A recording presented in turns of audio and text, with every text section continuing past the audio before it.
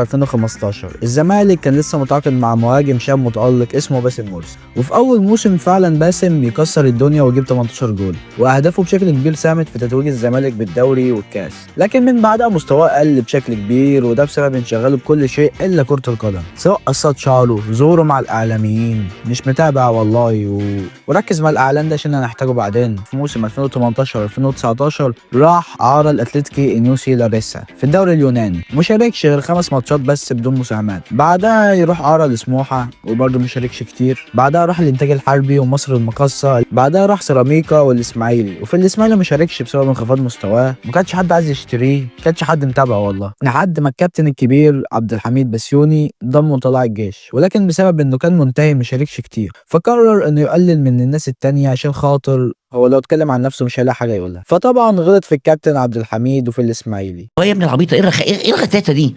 نروح